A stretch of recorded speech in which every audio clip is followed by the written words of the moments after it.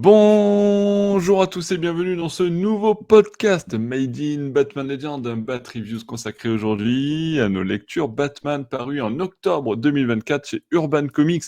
Un mois alors qu'on a fait un petit peu à notre sauce puisqu'on a un petit peu zappé les sorties qui avaient été republiées. Donc pas de Harley Quinn Breaking Glass et pas de, je sais plus, je me suis perdu, Batman Terre 1 intégral, puisqu'on a déjà évoqué les 3 premiers tomes dans d'autres podcasts. J'essaierai de vous mettre les liens dans la description de la vidéo sur YouTube et également dans la description de notre article sur Batman Legend qui accompagnera la sortie de ce podcast. Moi, c'est Nico, je suis accompagné de 3 autres membres de la team Batman Legend pour ce magnifique podcast qui nous entend avec Benoît.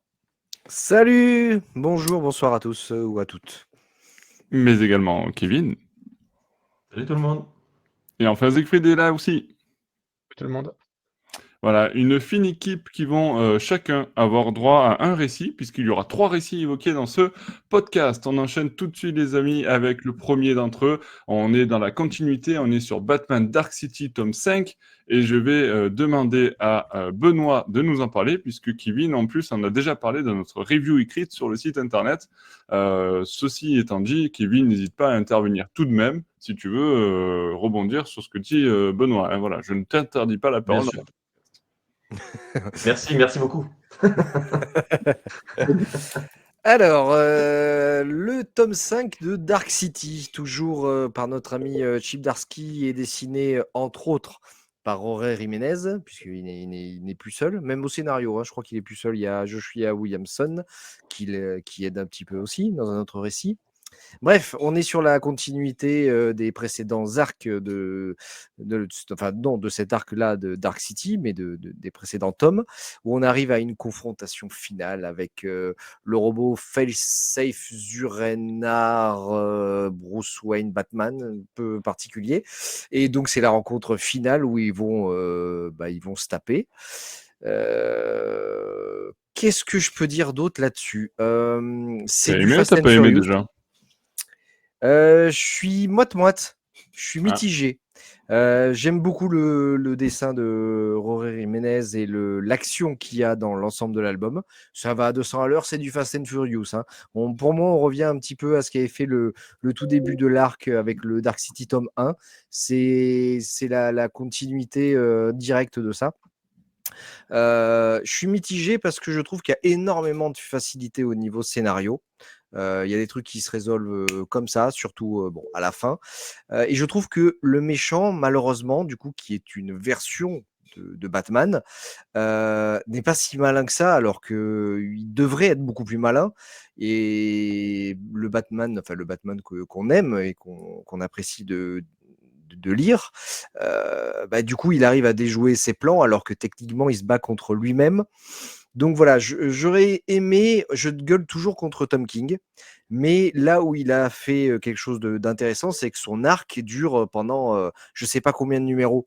Et je pense que là, on aurait dû avoir ce genre de choses avec un Batman qui lutte contre lui-même finalement, et que ça peut s'éterniser sur un an. Voilà, je pense que ça aurait pu être beaucoup plus intéressant sur du long terme. Là, c'est Après, vite digéré. ça fait un petit moment que ça dure, mais c'est vrai que c'est un peu moins long que l'arc de Tom King et peut-être moins élaboré, je sais pas. Je Ouais, vous avoue, voilà, moi, je suis à la bourre en plus, alors je peux pas. je pense que ça manque de profondeur, ça manque de. C'est du Fast and Furious, c'est du popcorn, voilà. C'est vite digéré, et je pense que ça sera vite oublié. Ouais, Kevin, justement, Benoît, il disait que c'est du Fast and Furious, alors du coup, c'est la famille ou pas? C'est la Ah oui, famille. C'est il la y en a famille. dedans, hein. Oui. Il y en a dedans, hein. Ouais. Ouais. Non, mais moi je suis du même avis. Franchement, moi, j'ai pas du tout aimé ce récit. J'ai bien aimé, c'est les dessins de Rory Jiménez, bien sûr, hein, et lui, il est toujours. Heureusement qu'il est là, parce que je pense que s'il n'était pas là, ça aurait été une vraie catastrophe. Mais sinon, rien qu'au début, déjà, il a voulu introduire le Joker. Le Joker, d'ailleurs, qu'on a vu dans le tome précédent. On savait pas trop où est-ce qu'il allait aller avec justement le Joker. Et là, au final, il va à peu près nulle part, quoi. Il a été comme complètement jeté, il a été mis de côté complètement. Le Batman et le Joker se retrouvent en prison tous les deux. Et Et c'est tout en fait. Et après, quand Batman il s'évade, bah lui, on n'en entend plus parler du Joker, donc j'ai trouvé ça vraiment idiot. Il a juste voulu faire son petit truc, voilà, son petite histoire avec le Joker, et puis basta, et on passe à autre chose. Et puis après, c'était trop compliqué en fait. Il y avait rien, j'ai trouvé qu'il y avait rien d'épique. Et comme l'a dit Benoît, c'est pas assez, c'est pas mémorable. Ce truc-là, franchement, on va vite l'oublier. Comme les autres récits d'ailleurs de Chip Zdarsky, hein, sauf le tome 1 que je trouvais voilà, plutôt cool. Mais sinon, le reste, c'est complètement oubliable. Euh, et aussi, enfin, il y a que aussi la bataille finale qui est plutôt intéressante à voir, surtout avec les dessins de Rory Jiménez, quoi. C'est assez joli. Et, euh, et par contre, moi, il y a un truc, franchement, qui est vraiment pas passé au niveau, bah, comme a dit Benoît aussi, c'est Non, au attends, niveau je sais pas ce de. que tu vas dire, mais il y a pas de gros spoil. Non, je vais un peu masquer. OK, OK.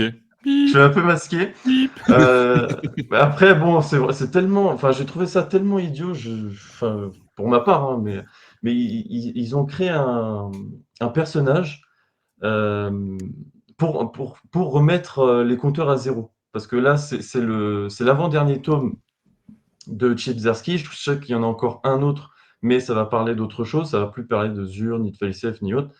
Et donc, il a dû remettre un peu tout à zéro voilà, pour que un peu Bruce Wayne récupère sa main, par exemple, ou d'autres raisons que je ne vais pas spoiler. Mais la façon dont ça a été mené et expliqué, enfin, c'est trop facile et c'est totalement idiot. Moi, j'ai trouvé ça complètement idiot, quoi. C'est vraiment n'importe quoi. Ouais, il faut qu'il rende les Voilà. clés en fait. Voilà, on t'a Voilà, prêté c'est le ça. personnage avec des clés. Il est dans cette situation-là, faut que tu nous le rendes au minimum dans cette situation-là, quoi. Et mieux si tu peux. Exactement.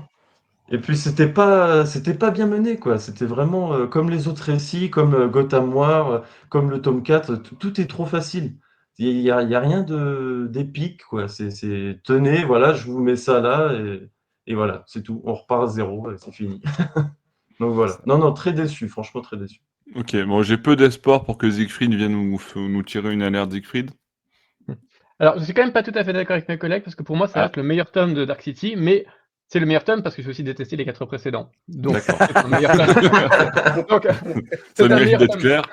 C'est un meilleur tome à nuancer, et je suis moins d'accord avec tous les défauts évoqués par mes collègues, à savoir, notamment, l'un des défauts de Zdarsky, c'est qu'il veut tellement imprégner la mythologie Batman de sa patte qu'il invente des trucs énormes dont il ne fait rien. Enfin, Exactement. ça, on l'avait déjà vu dans les tomes précédents, et là, par exemple, on découvre que le Joker et Batman ont eu donc le même mentor, Daniel Capsio, qui est un spécialiste du cerveau. Donc, à la rigueur, pourquoi pas? C'est une réinvention du Joker, mais ça permet de renforcer un peu cette mythologie entre Batman et le Joker avec un lien fort entre eux. À la rigueur, mais vous admettrez qu'avec une idée aussi forte qui réinvente une figure aussi mythique que le Joker, ça mérite d'être au cœur de tout un arc, ou au moins, voire au cœur de l'ensemble du run de Zdarsky. Quand on réinvente un truc pareil, bah, on essaie d'élaborer quelque chose. De même que Tom King, même s'il a raconté beaucoup de choses, au cœur de tout son run, c'était l'amour entre Batman et Catwoman, parce qu'il savait que là, il réinventait quelque chose et que ça méritait d'être au cœur de ce qu'il a raconté. Là, pas du tout. Comme évoqué par Kevin, on reparle un peu du Joker au début, puis tout à coup il est oublié, on ne parle plus que de Felsev, et on se demande un peu, mais pourquoi est-ce que tu as voulu raconter tout ça sur le Joker pour l'oublier ensuite? D'autant qu'on découvre quand même que le meurtre de Jason Todd, donc dans Death in the Family, et même Killing Joke, était en fait lié à l'histoire de Daniel Capsio, donc au run de Zdarsky, parce qu'en fait c'était tentative pour le Joker de réveiller le Batman de Zourenar en provoquant des crises chez Batman. Donc en gros, Zdarsky est en train de mettre sa patte, y compris sur des récits aussi iconiques, en disant bah oui, moi mes idées en fait elles ont toujours été là, et je suis en train de raconter la version définitive de tout ce qui s'est passé en réinventant même Killing Joke. D'accord, c'est audacieux, mais du coup t'en fais quelque chose, tu le balances pas au quart d'une page pour ensuite passer sur autre chose et faire comme si en fait tu n'avais jamais rien inventé sur le Joker. Et enfin, c'est assez incompréhensible comme démarche. Il y a un problème d'orgueil, je trouve, chez Zdarsky, mais ça on l'avait déjà repéré dans les précédents tomes. Il est extrêmement généreux, et dans le sens où il essaie de raconter beaucoup de choses à la fois et de mettre plein de personnages et plein d'idées, mais à force, bah, ça donne l'impression que chaque traitement est un peu superficiel, et quand il va rendre les clés, bah, il va pas rendre exactement les clés, parce il aura quand même réinventé 2-3 petites choses, donc il se sera comme imposé dans les encyclopédies Batman en tant que personne qui a modifié quelques petites choses, voilà, y compris sur des récits iconiques, alors même qu'il ne leur a pas donné le traitement que ça méritait. Donc ça imprègne aussi un peu l'histoire de Failsafe, parce que bon, l'idée est très bonne, je trouve. Elle est un peu facile peut-être, mais elle est très bonne. Voilà, Batman a donc mis un peu de son identité dans le personnage dans le Batman de Zur qui donc connaît intimement Batman et peut vraiment se faire passer pour Batman parce qu'il est Batman et lui-même estime qu'il est Batman, et même un Batman plus légitime que le vrai Batman, et ça se discute.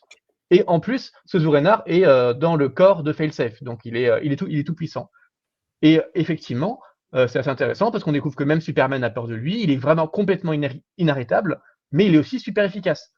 Donc même si évidemment il déploie beaucoup de moyens pour arrêter les criminels, il est très soucieux de la légalité. Enfin, on explique qu'il fait des dossiers pour tous les criminels qu'il arrête, il fixe des dates de procès. Donc il est vraiment pas il est à la limite plus dans la légalité que Batman ne pouvait l'être. Il refuse absolument de tuer. Il considère la Justice League comme ses amis. Il considère même Damian vraiment comme son fils. Donc il y a même pas une part de manipulation. Il estime vraiment qu'il est proche de la Bat Family, même si bon, il est dans une espèce de condescendance, parce que ça reste une espèce d'intelligence artificielle boostée aux hormones de Batman, qui forcément regarde tout ça un peu avec de haut, parce que lui est tout puissant. Mais c'est intéressant parce qu'on se demande un peu. Évidemment, tout le monde a peur de lui parce qu'on sait qu'il est inarrêtable quoi qu'il veuille faire, mais de l'autre côté, c'est effectivement un super Batman. Et Bruce dit même à un moment que finalement, c'est Batman sans Bruce Wayne, donc sans l'humanité. Mais est-ce que ça le rend illégitime pour autant? Pour moi, il y a vraiment un truc à réfléchir. Et le problème, c'est que c'est pas réfléchi. Pendant tout le comic, Bruce Wayne essaie juste de redevenir Batman pour combattre Failsafe, mais à aucun moment on se demande si vraiment c'est légitime, parce que si Failsafe fait du si bon boulot, peut-être qu'il faudrait juste apprendre à travailler avec lui plutôt qu'essayer de le combattre. Dès le début, il le considère vraiment quelque chose de mauvais, alors même qu'il a rien fait de mauvais encore. Et donc, évidemment, par facilité du scénario, il faut ensuite montrer que Failsafe va un peu trop loin, notamment dans son idée d'effacer il veut effacer le cerveau des super vilains pour corriger le mal. Bon, voilà, c'est le genre de truc un peu eugénique, un peu transhumaniste, que évidemment on peut pas approuver en tant que lecteur, qui va un peu trop loin, alors que jusque-là, il était très correct. Et c'est même Batman qui était un peu dans le faux en voulant le combattre à tout prix, alors que bon, il avait rien fait de vraiment mal. Donc il y avait vraiment un truc à creuser. Et même cette idée d'effacer ce que les criminels pensent, je pense qu'on aurait pu le mettre au même niveau que quelques erreurs que Batman a pu vraiment lui faire dans la continuité. Enfin, parce qu'il en a fait. Rien que la tour de Babel, mais enfin, il y a pas mal de fois où il est un peu dérivé, ou ce qu'il a fait à Todd encore récemment et dont on parle plus du tout là. Mais, donc on aurait pu estimer que même cette idée un peu cynique et transhumaniste et vraiment condamnable de Failsafe, finalement restait quand même dans un continuum de ce que Batman aurait pu, à certaines époques, il était complètement détraqué, imaginer, et donc montrer que il est quand même plus légitime que ça ne l'est pour imaginer une résolution un peu plus intéressante que une espèce de combat final. Encore que l'idée, évidemment, je ne spoil pas, de la manière dont ça se résout n'est pas trop mal, mais elle est un peu anticlimatique par rapport à tout ce qui était monté. Et voilà, encore une fois, je pense que vous sentez dans tout ce que je dis qu'il y a vraiment une idée pour faire de ce Zur Failsafe une vraie réflexion sur ce que Batman apporte encore dans cet univers face à un Batman encore plus efficace que lui. Et pour le coup, Zdarsky n'est pas loin de pousser ça encore plus loin que ce qu'ont pu faire d'autres. Même, on se souvient que et dans cette imitation qui revient souvent, parce qu'on a souvent des faux Batman. On avait Azrael par exemple, ou on avait même Thomas Wayne dans le run de King. Enfin voilà, c'est cette espèce de super Batman qui prétend faire du meilleur travail que Batman. Évidemment, c'est une idée que Zdarsky lui-même vient piocher dans les supérieurs Spider-Man, parce que je rappelle que Zdarsky a été le scénariste de Spider-Man. Cette idée de d'Octopus dans la peau de Spider-Man est finalement peut-être plus efficace encore que n'était Spider-Man. Donc il y a une vraie idée de réflexion sur Batman qui est, comme souvent, évacuée, à la fois parce que c'est trop rapide, on a besoin d'avancer, puis surtout on a besoin que Bruce Wayne soit gentil, et donc de retrouver quelque chose de manichéen et un statu quo, alors même qu'il y avait des idées pour aller vraiment très loin. Et c'est vrai aussi d'ailleurs de la fin, parce que ça se clôt sur 2 épilogues, que je spoile pas, parce qu'ils sont quand même plutôt intéressants, même si en vrai il n'y aura pas de spoil, mais 2 fascicules, dont un raconte juste ce que Batman incarne. Voilà, c'est le fascicule du Batman 150, qui a un rôle un petit peu symbolique, et puis un autre sur quel est le rapport de Batman avec lui-même. Enfin, c'est des choses qui auraient pu être vraiment très belles, qui tentent d'être un peu lyriques, de raconter quelque chose, d'être un peu émouvantes. Et en fait, on sent pendant tout le volume que Zdarsky essaie de faire du Tom King, en fait. Il essaie pas de trouver une voix propre, mais il essaie de faire du Tom King, mais avec les excès de Zdarsky. C'est-à-dire, quand même en essayant d'en faire beaucoup trop, finalement, Tom King, malgré, il a quand même travaillé sur ce 80 fascicules, et il n'a pas essayé de réinventer complètement la mythologie de Batman. Il était étonnamment fidèle à tout ce qui était déjà dans le canon de Batman, sans chercher à trop réinventer. Zdarsky, en beaucoup moins de temps, a essayé de tout réinventer, tout en étant à la fois un peu fidèle à certains personnages, en réécrivant vraiment tout le reste, et en remettant complètement sa main sur tout l'univers de Gotham. Et c'est ça qui pêche, alors même que voilà, on sent qu'il y a des fois, il aimerait se rapprocher de Tom King, il aimerait retrouver cette espèce de côté un peu authentique des personnages, quelque chose d'assez émouvant, vraiment des arcs de rédemption assez forts. Et il tente des choses qui du coup ne marchent pas, alors même qu'on sent à chaque fois que les idées sont vraiment bonnes et qu'elles auraient pu être vraiment bonnes si elles étaient menées en prenant plus son temps, et sans doute par quelqu'un d'autre, et notamment par Tom King ou quelqu'un d'autre, parce que Zdarsky ne sait pas prendre son temps et il ne sait pas ne pas être dans cette espèce de baroquisme constant. Donc c'est dommage parce qu'il y a beaucoup de facilité, alors même que les idées sont vraiment bonnes. Et oui, Jiménez est super. Bon, il tente pas grand-chose, j'ai envie de dire. Il y a aucun moment où on se dit, ouais, c'est extraordinaire, là c'est vraiment très malin, mais il est extrêmement propre du début jusqu'à la fin.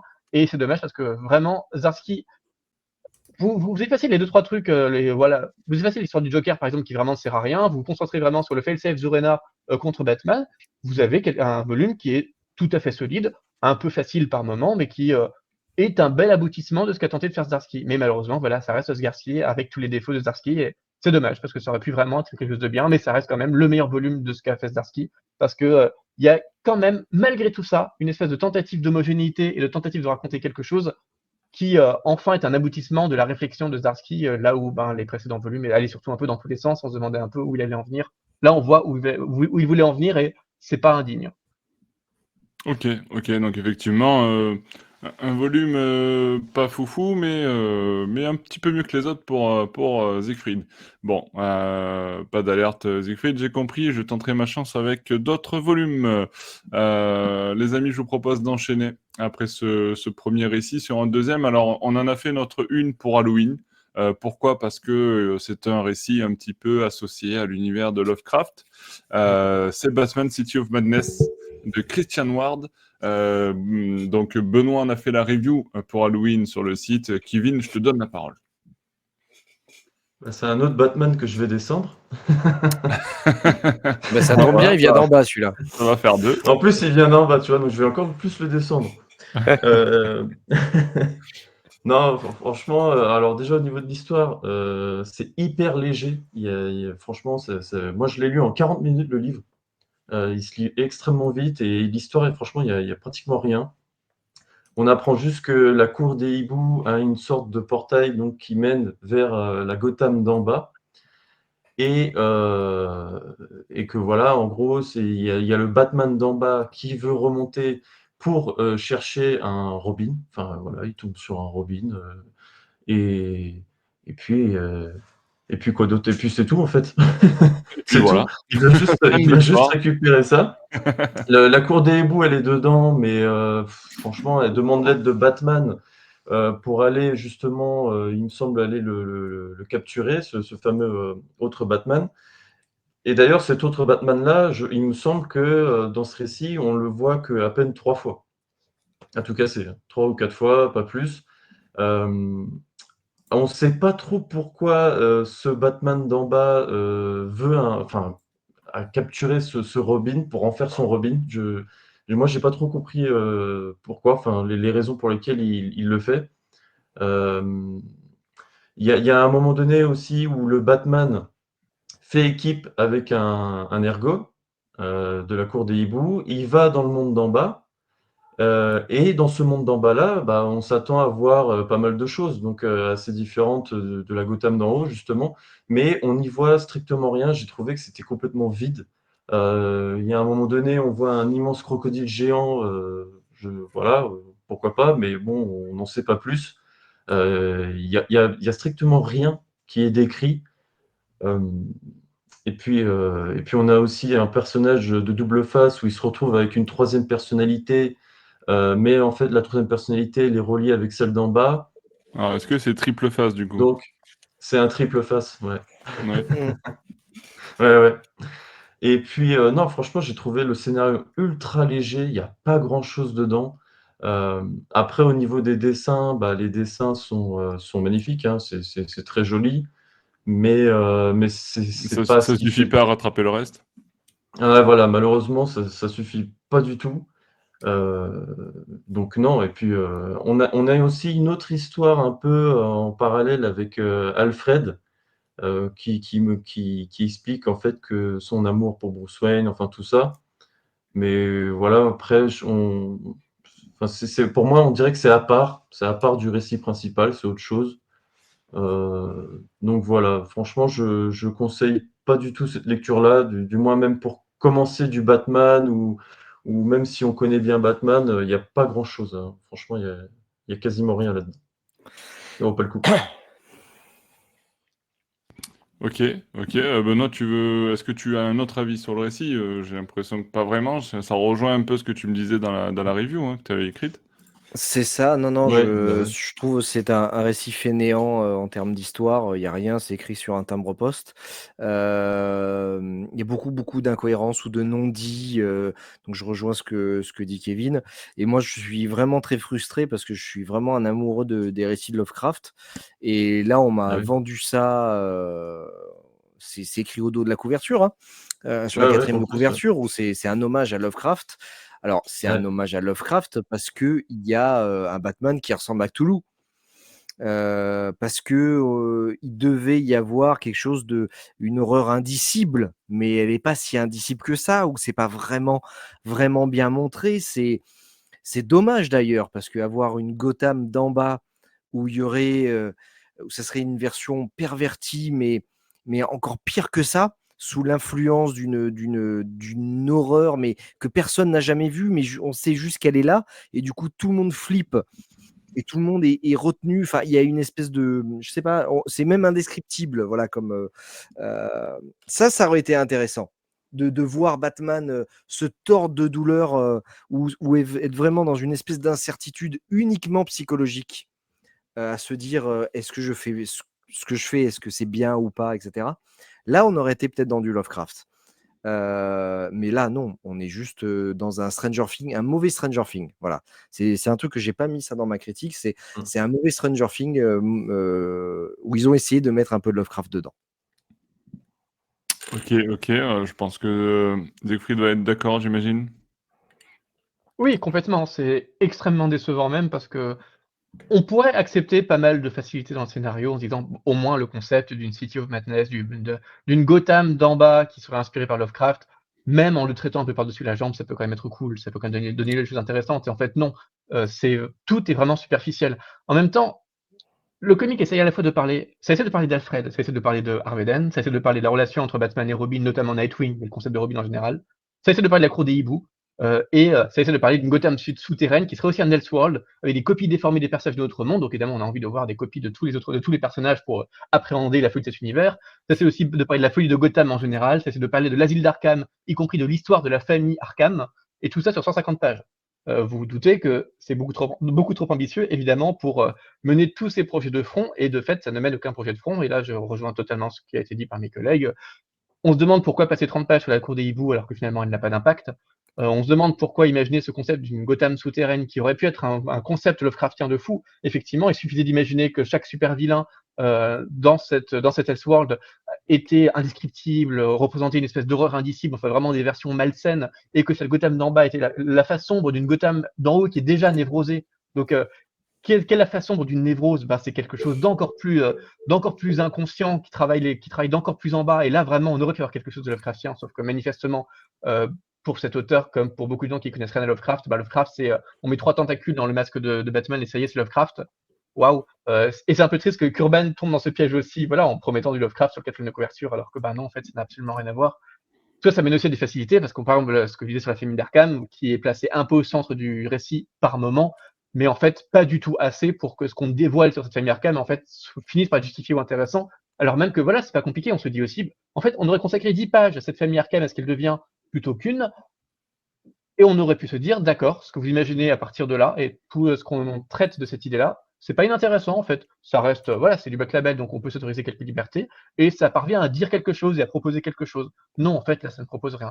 On découvre même que, je vais pas en dire plus pour pas spoiler, mais on découvre même que le Batman d'en bas n'est pas Bruce Wayne, par exemple. Alors qu'au début, euh, vous vous dites que ce Batman cthulhien d'en bas, c'est intéressant. C'est une espèce de Batman d'ego, c'est ce qu'on dit avec Felsafe, c'est une espèce de Bruce Wayne de Batman qui a perdu son identité de Bruce Wayne et qui a sombré dans la folie, alors que le Batman d'en haut essaie de se raccrocher à son humanité. Donc ça aurait pu faire une espèce de duel intéressant entre deux versions de Batman, aussi légitimes l'une que l'autre, mais chacune ayant fait des choix différents. Et en fait, non, à partir du moment où on découvre que l'autre n'est même pas Bruce Wayne, qu'est-ce que ça raconte en fait? quel est l'enjeu là derrière? Bah, il n'existe plus vraiment. C'est juste 2 personnages différents, donc on comprend même pas trop pourquoi l'un est devenu, Batman et voilà. De même que le comic semble ne pas comprendre Lovecraft, il semble ne pas comprendre Batman. Il y a même un moment au début du comic, un personnage qui dit, «En fait, c'est pas une chauve-souris qui a inspiré Batman, c'est un traumatisme» et vraiment, c'est balancé comme, regardez, Christian Ward a tout compris à Batman. Il balance il propose l'interprétation ultime de Batman, la clé de tout. Oui, ben, on sait très bien que c'est pas Bruce Wayne, c'est pas un type sain qui a vu un jour une chauve-souris qui s'est dit je vais être Batman. Enfin, oui, on sait que c'est un trauma. Merci de nous dire ça. Enfin, à qui est-ce que tu t'adresses en fait? À des gens qui ne connaissent pas Batman et du coup, même des gens qui connaissent pas Batman, ça va leur paraître stupide. Alors là, et puis il y a des tentatives d'être un peu politique. Pareil, j'ai pas compris pourquoi. On nous balance à un moment que c'est le réchauffement climatique qui a fait déborder une rivière souterraine, d'où l'ouverture d'un immense gouffre au centre-ville, qui est en fait le gouffre qui va permettre d'accéder à la Gotham d'en bas. D'accord, parce que vraiment, tu avais besoin d'en faire une charge contre le réchauffement climatique. Je suis le premier hein, Donc à là, il faudra vouloir. appeler la régie des eaux. Hein, Benoît? Ouais. Non, mais même le fait que c'est les hiboux qui viennent en fait d'en bas et qui ont investi le monde d'en haut et qu'ils ont condamné le monde. Enfin, il y a des trucs comme Là, ça, c'était parti, ouais, c'était trop loin, là. Ouais, voilà. C'était trop loin. Ouais, et puis en termes de dessin, c'est beau. Par contre, le problème, c'est que ça essaie de tirer sur trop d'influence. Rien que le quatrième de couverture mentionne Basquiat et Dave McKean. Bon, Basquiat, j'étais Basquiat, bon, soit pourquoi pas. Ça tire en fait surtout sur Sorrentino, mais j'imagine qu'il voulait pas l'assumer, tout que ça fait un peu copier un collègue. McKean, effectivement, on sent l'influence. Mais au lieu de mélanger ces influences, il y a plutôt une alternance de style du même dessinateur, parce que c'est Christian Ward qui est à la fois dessinateur et scénariste. Et ce qui fait qu'il y a une dissonance entre les planches qui peut être assez forte. Tout à coup, il y a des changements de style assez brutaux. C'est assez difficile à décrire parce qu'on est toujours dans une espèce de surréalisme un peu pictural, mais vraiment, bon, déjà, il ne sait pas dessiner les visages, hein, et ça, c'est souvent assez épouvantable. Heureusement que les 3/4 des personnages sont masqués ou monstrueux, mais à chaque fois qu'il dessine un visage, c'est vraiment un peu indigne du traitement pictural qu'il réserve au reste. Mais même, il y a des fois voilà, où il tire vraiment sur l'onirique, avec des aplats à la McKean, et d'autres fois où effectivement c'est du Basquiat, si on veut, entre guillemets. Mais il y a une espèce d'hétérogénéité des styles qui se justifie pas du tout par l'histoire et qui, pour moi, montre surtout ouais, il a voulu être dans les pattes, mais il n'est pas parvenu à d'abord créer un style consistant pour raconter toute son histoire. Et pareil, le découpage est très chaotique. Mais vraiment, c'est parfois illisible. Ça se veut inventif et fluide, alors qu'en fait, c'est très souvent rigide. Je me souviens, par exemple, au début, il y a un combat entre 2 hiboux, où tout à coup, il y a un ergot qui intervient. Tout à coup, l'ergot combat le pseudo-Batman. On sait jamais qui est où. On sait même pas qui est qui entre les 2 hiboux. Tout à coup, il y en a un qui meurt. Ah, en fait, c'était le premier personnage et pas le deuxième. On passe juste d'une case à l'autre, et la deuxième case dévoile le résultat de la précédente, mais on ne voit jamais l'action. Et c'est incompréhensible et illisible. Et c'est pareil pour la résolution. Il y a une espèce de bagarre finale. Hein, c'est pas un spoil de dire qu'il y a une bagarre finale à la fin de Batman, mais c'est pareil. Une bagarre finale. Voilà. On comprend absolument rien, ni à où était le personnage, comment est-ce qu'on a abouti à cette situation, ni psychologiquement, ni en termes de découpage de l'action. Et c'est vraiment épouvantable. Bon, si c'était juste un problème de découpage, on se dirait bon, bah, c'est pas une bonne BD, mais au moins ça raconte des trucs forts. Si c'était au moins bien, mais même pas, ou si c'est l'inverse, on se dirait bon, bah c'est mal écrit, mais au moins les dessins sont top et c'est lisible et ça se lit agréablement. Mais là vraiment, cette illisibilité formelle redouble une illisibilité du fond où c'est parfois superficiel et quand ça tente de raconter quelque chose, c'est incompréhensible tellement c'est évasif. On dirait qu'on a coupé parfois 10 pages. Voilà, à la fin, vraiment, j'ai l'impression qu'on a coupé des planches ou des cases, tellement je ne comprends pas comment telle action a pu aboutir à telle autre action.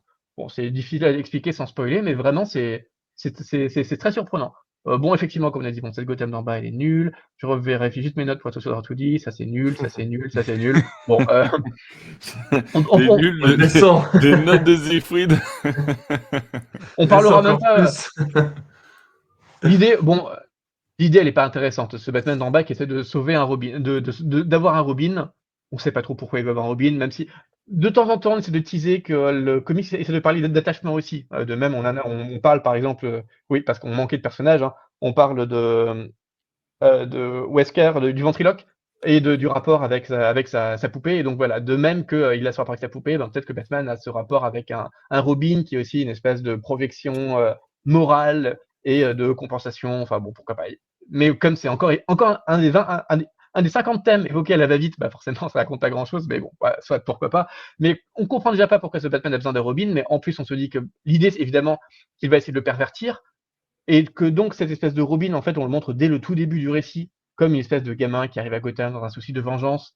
Mais en fait, on voit dès le début que ce gamin, c'est un bon gamin en fait. Oui, il a une envie de vengeance, il a envie de tuer, de tuer un flic, mais il a envie Oui, de tuer oui, ça a l'air d'être parce un que bon film, hein. parce que ce flic a tué son père. Et en fait, il y a déjà une bonne justification. On sait qu'il arrivera sans doute même pas au bout de ce qu'il veut faire parce que malgré son désir de vengeance, bah, il est quand même, on le comprend et c'est quelqu'un qui est pétri de bonnes intentions, qui a un grand rapport à la famille. Donc on se dit d'emblée, bah, ce gamin, en fait, il va jamais être perverti. Il est pas du tout assez sur la mauvaise pente pour être perverti, même par un Batman Cthulhien. Donc même ça, on n'y croit pas. Donc vraiment, le comics essaie de rate tout ce qu'il prétend raconter. Et à un moment, je ne comprends juste pas le projet. Je comprends pas comment DC a pu à un moment dire d'accord, on publie ça, ton comic est fini. Il y a un problème de production là-dedans, ou alors ils ont juste donné carte blanche à un auteur qui il s'est investi en termes de dessin. On sent vraiment que c'est réfléchi. Et de même, il y a tellement d'idées, on sent qu'il a dû y passer du temps à vraiment écrire et essayer de fournir quelque chose qui parvienne à une espèce d'aboutissement. Mais c'est à la fois superficiel, c'est chaotique, c'est illisible, c'est vraiment problématique. Et de façon incompréhensible, ça tente même de finir sur une espèce de teasing d'un volume 2 qu'on imagine centré sur le Joker, mais pourquoi? Il y a absolument rien dans l'intrigue qui le justifie. C'est vraiment c'est l'exemple même de mauvais cliffhanger de fin de saison de série où tout à coup on dit ah mais attention, tel personnage arrive, donc ça va mal se passer, alors que ça n'a strictement rien à voir avec la série que vous venez de voir. Ben, c'est exactement ça ici, et c'est pas du tout justifié ni dramatiquement ni thématiquement. Donc c'est triste à dire parce que c'est un Black Label qui aurait pu être ambitieux. C'est voilà, c'est comme du Batman, soi-disant la Cthulhu avec un dessin qui est tiré de McKean, même en étant moyen ou voire mauvais sur quelques aspects, ça aurait dû être quand même dans une bonne moyenne, estimable, pas forcément recommandable, mais estimable. Mais là, vraiment, ça donne juste envie de le déconseiller du début à la fin. Et c'est même moi, je suis surpris d'être à ce point violent face à un comic qui aurait dû avoir, qui semblait avoir deux trois promesses qu'il pouvait tenir. Et en fait, non, vraiment, il ne tient à rien et c'est beaucoup plus frustrant qu'autre chose. Ok, je sais que Benoît, tu avais une recommandation de lecture pour remplacer celle-ci dans la review. Est-ce que tu veux en dire un mot là vite fait ou est-ce qu'on enchaîne avec la troisième lecture de ce podcast? Non, je pense qu'il faut simplement dire à ceux qui ont envie de voir un Batman Cthulhu de lire ce qui avait été fait avant. C'est Batman, la malédiction qui s'est bâtie sur Gotham. Voilà, exactement. Merci, j'ai eu un trou de mémoire. C'était voilà, c'est là pour le coup, on est dans du Lovecraft et du Batman. Ok, très bien. Bon, les amis, vous n'avez pas aimé les deux récits Batman plus récents. Je vous propose du Harley Quinn daté des années 2000 avec Harley Quinn solo, un récit donc que je vais demander à Siegfried de nous présenter. Ça vaut quoi? C'est pas si mal. Bon, déjà, pour l'historique, c'est c'est pas mal ça, c'est pas mal. pas d'alerte. C'est la, Ah, c'est la première série solo consacrée à Harley Quinn, qui donc est apparue dans la série limite 92, a fait quelques apparitions, notamment dans No Man's Land, mais n'avait jamais eu le droit à une vraie série solo, et donc c'est la première fois. Là, on doit être à la, je sais pas, 4e ou 5e série solo, j'imagine, actuellement. Et donc, elle a Moi, j'ai été pas fait le menée compte, mais ouais. de 2000 à 2004 par Carl Kessel, notamment dessiné par Terry Dodson et ancré par l'épouse de Terry Dodson, Rachel Dodson. Ça s'était fait en 38 fascicules, donc dans ce volume, il y en a 8. Déjà, j'appréhende un peu, j'avoue. Je me dis, donc il y aura 5 volumes comme celui-là, sachant que C'est possible. il n'y en a que deux. Il n'y en aura que deux. Ouais, il y en a que deux. Le tome 2 serait le dernier, ouais.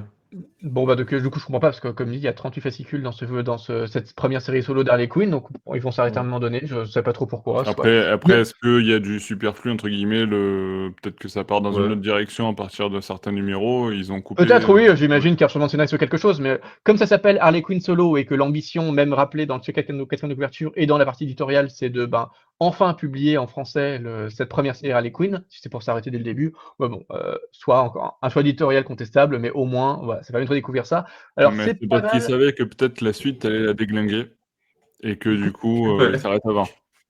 Bah oui, mais du coup, tu ne prétends pas publier une série si tu as déjà l'intention de pas la finir. Bref. Au début, on a un style assez cartoon qui peut rappeler un peu la série animée. Plus ça avance, plus on s'en éloigne pour avoir un style propre. C'est plutôt chouette. Dès les premières planches, on a un vrai souci de montrer la toxicité de la relation entre Harley Quinn et le Joker. Et donc là, vraiment, il y a une déclaration d'intention. Carl Kessel estime que cette relation, elle est toxique, elle ne fonctionne pas. Et dès les premières planches, il le montre. Et donc tout le comic, tout son run, ça va vraiment être de montrer comment Harley Quinn s'émancipe du Joker parce qu'elle comprend assez vite en fait que le Joker ne lui veut pas de bien et est juste taré. Bon, c'est un petit peu trop. L'une des choses que je trouve intéressante dans Mad Love, par exemple, c'est que même s'il y avait cette toxicité dans cette relation, on sentait quand même par moments le Joker attaché à Harley. Et ça rendait cette relation encore plus toxique, parce que c'est ça la définition même d'une relation toxique, c'est que il y a ces tentatives de récupérer l'autre alors même qu'on lui veut du mal. Là, c'est pas du tout le cas, le Joker veut juste du mal, à un moment, il veut même tuer Harley Quinn assez explicitement, donc c'est pas très fin de ce point de vue-là, mais au moins il y a cette volonté, presque un peu féministe de vraiment créer, de vraiment susciter ce désir d'indépendance et d'émancipation de Harley Quinn et même d'insister sur une espèce de sororité, puisque dès le début, on voit Poison Ivy, on rencontre aussi Catwoman et on voit vraiment la sympathie qu'a Harley Quinn pour les personnages féminins et l'espèce de bande qu'elle crée avec les personnages qui deviendront en quelque sorte les Gotham City Sirens plus tard. Donc c'est intéressant d'avoir ce postulat un peu féministe dans des comics qui restent assez légers, parce qu'encore une fois, c'est Harley Quinn, donc on ne sait pas trop qui va acheter cette série-là, mais après ça s'adresse aux personnes qui apprécient Harley Quinn, qui apprécient la série de 92 et qui ont donc envie de quelque chose qui soit à la fois léger, un peu déjanté, mais avec une volonté manifestement de DC Comics et de Karl Kessel de quand même raconter des choses assez sérieuses sur Harley Quinn. Et notamment, il y a quelques fascicules qui sont très réussis sur les origines de Joker. Donc, les origines de Harley, pardon, on dissémine par l'histoire de sa rencontre avec le Joker, avec des choses intéressantes. Et on raconte même les débuts, les premières fêlures de Harley Quinn avant même qu'elle rencontre le Joker et pourquoi elle a voulu le rencontrer à un moment où elle était complètement perdue dans une vie complètement chaotique. Donc, il y a une espèce d'aventure de Harley année zéro qui est en fait tout à fait intéressante. Et c'est presque fou que c'est une histoire qui soit pas republiée dans. On a eu beaucoup d'anthologies sur Harley Quinn récemment, et ça aurait tout à fait mérité sa place. D'après ce que je me souviens, ça n'y était pas. Et c'est vraiment le genre d'histoire qui aurait pu être fondamentale dans un Harley Quinn anthologie, par exemple, parce que vraiment, c'est une bonne histoire qui mériterait d'être reprise ou amplifiée dans une histoire du Black Label, par exemple. Enfin, c'est assez intéressant, parce que généralement, on n'aime pas trop quand on nous raconte les origines d'un super vilain ou d'une super vilaine, parce qu'à chaque fois, évidemment, ça nous ramène à casser quelque chose de la mythologie en imposant un peu trop la patte d'un ou d'une scénariste sur une histoire qu'on connaît déjà et que du coup, on est obligé de détruire la familiarité qu'on avait avec cette histoire pour redécouvrir le personnage sous un angle qui ne nous plaît pas forcément, qui n'est pas celui sur lequel on connaissait. Bref, ça détruit notre familiarité. Et alors que là, franchement, malgré tout l'attachement qu'on peut avoir pour Harley, et on peut estimer que c'est un petit peu too much fermement, mais vraiment, c'est une bonne histoire, c'est intéressant, et on comprend vraiment le cheminement que Harley a pu avoir pour aboutir jusqu'à sa rencontre avec le Joker, et au point qu'elle était déjà fêlée au moment de rencontre avec le Joker, et qu'elle a projeté dans le Joker tout ce dont elle avait besoin pour essayer de se reconstruire dans une espèce de chaos réparateur. Et voilà, juste dire tout ça dans des histoires qui sont globalement plutôt cartoon, et dont certaines sont vraiment juste délirantes, c'est assez audacieux.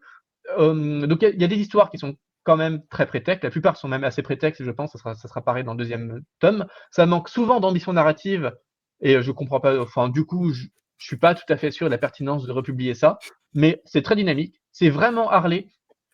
C'est quelque chose, on sait qu'on a pu le reprocher au run de Palmiotti et Connor, par exemple. Là, on a vraiment à la fois son côté chaotique, son côté anti-héroïque. C'est souvent amusant, mais sans en faire des tonnes. On n'est pas non plus dans le méta délirant, comme on a pu l'avoir dans beaucoup d'histoires un peu absurdes ou exubérantes de Harley. On reconnaît vraiment la Harley telle qu'on l'aime, et c'est presque paradoxal de se dire que dans un run qui a 20 ans et qui est la première série de Harley Quinn, finalement, Harley est déjà bien écrite et déjà plutôt intéressante. Mais voilà, ça reste un peu vieillot dans le fait que c'est surtout des fascicules qui sont déconnectés les uns des autres, qui sont plutôt light et qui n'ont pas de vraie ambition narrative. Bon, je suis pas sûr que ça ait vraiment beaucoup d'intérêt de lire ça aujourd'hui, sauf pour les personnes qui aiment Harley, qui ont envie de se rendre compte que dès le premier run, dès le premier comics Harley, il y avait cette relation toxique-là. À part ça, je suis pas sûr que c'est très intéressant pour les lecteurs d'aujourd'hui, mais voilà, il y a quand même ces aventures très recommandables qui tentent de réécrire la mythologie de Harley Quinn de façon vraiment intéressante. Donc, c'est un volume c'est un bon volume, mais bon, je suis pas sûr de la pertinence éditoriale à notre époque. D'accord, oui, mais ça reste plutôt positif tout de même, ce qui n'est pas forcément le cas de tous les récits qu'on évoque ces dernières semaines, donc c'est plutôt, voilà, il faut parfois peut-être revenir dans le temps pour retrouver des choses qui nous intéressent plus, mine de rien. Kevin, Benoît, est-ce que vous voulez rajouter quelque chose par rapport à ce volume? Non, je ne l'ai pas lu. Moi, je l'ai presque fini, mais moi, je le trouve plutôt fun, comme l'a dit Siegfried, c'est vraiment, c'est plutôt pas mal. Puis ça permet aussi de découvrir, pour ceux qui ne le savent pas, comment Harley Quinn s'est séparée du Joker et comment est-ce qu'elle arrive à se débrouiller un peu toute seule à se débrouiller un peu toute seule, quoi, jusqu'à que, enfin, comme on la connaît aujourd'hui. Et puis au niveau des dessins, ça fait c'est un style cartoon, mais pas trop, je trouve. C'est moins flagrant. C'est un peu plus sympathique, quoi. Ça fait pas trop vieillot. Ça fait vieillot, mais pas trop. Et non, puis c'est plutôt pas mal, hein. Franchement, moi, j'aime bien. C'est la meilleure lecture du mois d'octobre, du coup. Oui, oui, bah, oui, oui, vu vos avis, Pour effectivement, du c'est la DC, meilleure, la meilleure lecture, Batman, estampillé Batman, en tout cas de ce mois-ci. OK, OK, OK. Alors effectivement, bon après c'est pas si vieux que ça, hein, ça date des années 2000 donc 2000, ouais, c'est ouais, voilà, ça va. c'est pas non plus, extrêmement, vintage. Voilà. OK. OK, OK, très bien les amis. Ben, écoutez, si on a terminé ce podcast, je vous propose de conclure tranquillement ce podcast. Et puis effectivement, merci encore une fois Benoît, Kevin, Siegfried pour votre participation à ce podcast. Et merci encore à tous ceux qui ont le courage de nous écouter. J'ai échangé avec certains d'entre vous il n'y a pas longtemps lors de certains festivals. Et donc, ça fait toujours plaisir de voir que vous êtes toujours au rendez-vous. Donc, je vous passe le bonjour via cette conclusion. N'hésitez pas toujours à laisser vos avis. Il y en a de plus en plus d'ailleurs sur notre chaîne YouTube, sur les commentaires et puis sur batmanlegend.com. Voilà, n'hésitez pas à laisser vos avis sur les 3 récits évoqués dans ce podcast. On se donnera rendez-vous très bientôt pour de nouvelles aventures de Batman. Ciao, ciao, ciao. Salut! Salut!